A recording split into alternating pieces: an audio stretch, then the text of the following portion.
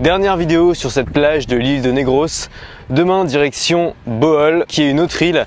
Et cette fois, j'essaierai de m'éloigner un petit peu de la mer, parce que là, la mer, je voulais la voir, j'ai bien vu. Pour aller un petit peu dans les montagnes, il y a les fameuses Chocolate Hills, qui sont des petites collines côte à côte, qui ont l'air assez sympas, et j'aimerais bien aller randonner de ce côté. Alors pour être honnête avec vous, cette vidéo, je voulais pas la faire. Je voulais pas la faire parce que j'ai mal dormi, j'ai des coups de soleil dans le dos qui ont fait que je me suis réveillé en douleur. J'étais fatigué, j'avais rien à dire. En gros, j'avais tout un tas d'excuses qui m'empêchaient de la faire. Bref, c'était pas l'idéal pour faire une vidéo motivationnelle.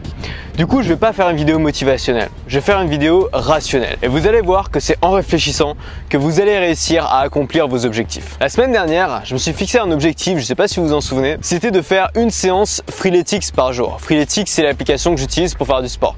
C'est des séances super intenses qui demandent beaucoup de ressources physiques. Ce que j'ai fait, c'est que je les ai fait le matin en me réveillant. Je me suis débrouillé pour choper une banane et pouvoir manger une banane tous les matins pour me donner suffisamment d'énergie pour faire ma séance Freeletics.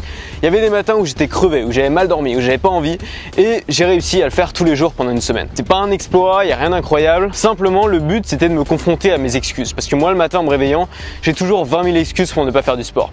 Je voulais voir si malgré tout, j'étais physiquement capable et mentalement capable de faire ma séance tous les jours. J'ai vu que non seulement j'ai réussi à le faire, mais en plus, c'était pas si compliqué. Et plus la fin de semaine arrivait, plus j'avais pris cette habitude et plus c'était possible. En fait, la vérité, c'est que souvent on a l'impression que les excuses qu'on se donne, elles sont valables. Souvent on a l'impression qu'on n'est pas capable de faire les choses. Et en fait, toutes les excuses, elles nous empêchent pas vraiment de le faire. Et d'ailleurs, si vous allez faire les choses malgré vos excuses, ça va pas forcément être plus difficile bizarrement. Pour vous donner un exemple, moi, un de mes meilleurs vlogs, c'est un vlog qui dure 16 minutes, qui relate en fait 2 jours de transport où ça a été particulièrement éprouvant, particulièrement difficile, où j'ai pas dormi une seule seconde et où j'ai filmé ça le matin à 8 h sur une plage alors que j'étais complètement crevé. C'est un des vlogs finalement où j'étais le plus créatif alors que j'aurais eu 1000 excuses de ne pas le faire. Je vous invite à aller le voir. En fait, souvent, on se fixe soi-même des barrières parce que ça nous arrange, pour justifier notre flemme. Faut bien comprendre que la flemme, c'est l'ennemi de nos objectifs. Donc qu'est-ce qu'on veut faire? Eh bien la flemme, on veut l'éliminer. Et souvent on va se donner des excuses encore plus grosses. On va dire ouais mais moi je suis flemmard, c'est dans ma nature, je suis plus flemmard que les autres, c'est pas de ma faute, c'est comme ça. Et ben c'est pas vrai. La flemme ça se soigne, la flemme ça se gère. Et pour gérer la flemme, vous avez besoin de 3 choses: la volonté, l'organisation et la simplification.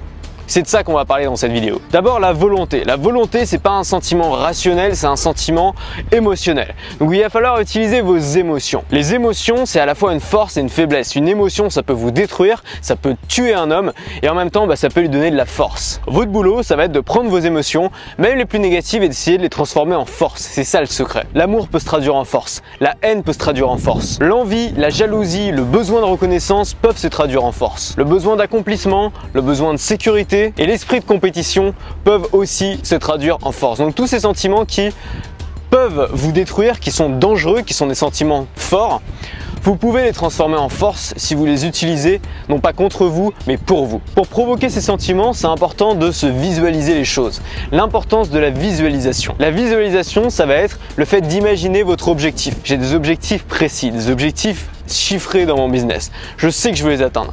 Et quand je me surprends à être flemmard et à me donner des excuses, je me dis mais est-ce que tu penses vraiment atteindre tes objectifs en étant comme ça? Et le fait de me visualiser ces objectifs, ça m'aide à me motiver au quotidien. Soyez exigeant avec vous-même, soyez dur avec vous-même. J'en ai parlé dans une vidéo il n'y a pas longtemps. Être dur avec soi-même, c'est avant tout être bon avec soi-même.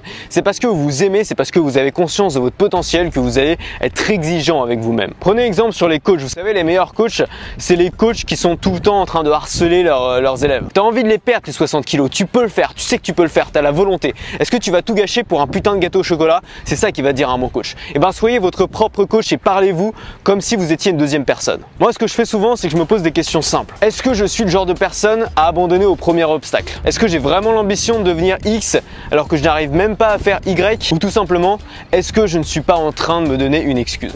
Posez-vous ces questions comme si vous étiez une deuxième personne. Ça va vous forcer à dévoiler vos incohérences. Ça va vous forcer à vous dire non, là je fais quelque chose qui va pas. Ça va vous donner de la volonté parce que vous savez que vous valez mieux que ça. Et n'oubliez pas, la vraie ambition, ce n'est pas de vouloir devenir ministre. La vraie ambition, c'est d'être obsédé par l'idée de devenir ministre et travailler tous les jours pour devenir ministre. L'ambition, c'est jamais dans le discours, c'est dans l'action. Donc soyez tous les jours dans l'action. La deuxième chose, c'est l'organisation. Oui, parce que la motivation, c'est bien gentil, mais ça vient, ça part, c'est pas quelque chose de tangible. L'organisation, en fait, c'est un moyen de déléguer sa motivation, tout simplement, puisque c'est plus vous qui allez décider, c'est un système qui va décider à votre place. Et c'est là qu'est la force des systèmes. Donc créez un système au service de votre productivité. Qu'est-ce que ça veut dire? Une entreprise qui réussit, c'est une entreprise qui a un bon système. C'est une entreprise qui a réussi à adapter une tâche simple et à la multiplier. C'est une entreprise qui a créé des procédures. C'est une entreprise qui a systémisé un process. Pourquoi ne pas faire la même chose dans votre vie? Ça va passer par des procédures, des plans d'action, des planifications, des calendriers, des objectifs chiffrés à court terme. Par exemple, depuis que j'ai mis en place mon calendrier de contenu pour faire les vidéos, ça ne me laisse plus le choix, ça ne me laisse plus la décision. Du coup, j'ai délégué ma motivation quotidienne à une simple feuille Excel que j'ai programmée à l'avance. Troisième étape, la simplification. Quand on va faire une tâche tous les jours, une tâche qui va amener à notre objectif qui est importante, le plus dur, c'est souvent de la démarrer. Alors si c'est un travail devant un ordinateur, ça va être de se poser devant l'ordinateur, d'allumer l'ordinateur, d'ouvrir le fichier et de commencer à écrire. Parce que ça va demander une énorme force mentale. Et donc du coup, pour ne pas culpabiliser, il y a énormément de gens qui se donnent l'impression de travailler en faisant d'autres trucs qui sont beaucoup moins importants parce qu'ils ont peur de faire ce qui est vraiment important. Ça s'appelle pas travailler, ça s'appelle se donner l'impression de travailler. Mais votre cerveau, il est pas dupe. Je sais pas si vous avez lu La semaine de 4 heures de Tim Ferriss, mais c'est un super bouquin pour apprendre à travailler efficacement et pour apprendre à arrêter de se mentir et arrêter de se faire croire qu'on travaille. C'est pas un bouquin qui vous apprend à moins travailler, c'est un bouquin qui vous apprend à mieux travailler. Moi, j'ai du respect pour les gens qui créent des choses, pas pour les gens qui travaillent 15 heures par jour pour des clients qu'ils n'aiment pas et qui se plaignent toute la journée. Les buzzyman ou buzzywoman, souvent c'est des gens qui se donnent un style. Moi, je connais des gens beaucoup plus productifs qui se la pètent pas toute la journée parce qu'ils ont un BlackBerry accroché à l'oreille. Donc la simplification, ça passe par optimiser le système que vous avez créé. Trouver les bons outils, créer des routines, rendre les tâches simples, éviter d'avoir beaucoup de démarrage. Et un conseil, fuyez les gens qui se compliquent la vie. La vie, elle n'est pas compliquée, la vie, elle est simple, c'est les gens qui la compliquent. Alors attention, simple, ça ne veut pas dire facile. La facilité, c'est au contraire de rendre les choses compliquées parce qu'on n'a pas cherché de moyen de les simplifier. En vrai, c'est très difficile de simplifier. Rendre les choses claires pour soi et pour les autres, c'est une des tâches les plus compliquées. Moi, c'est mon combat tous les jours et ça devrait être le vôtre si vous voulez être plus productif. Pour résumer cette vidéo, la première chose, arrêtez de vous mentir.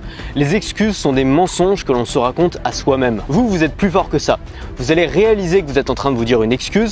Vous allez vous dire non, moi je suis pas quelqu'un qui me donne des excuses, je suis quelqu'un qui passe à l'action et vous allez vous créer un système. Le moteur de la motivation, c'est les émotions.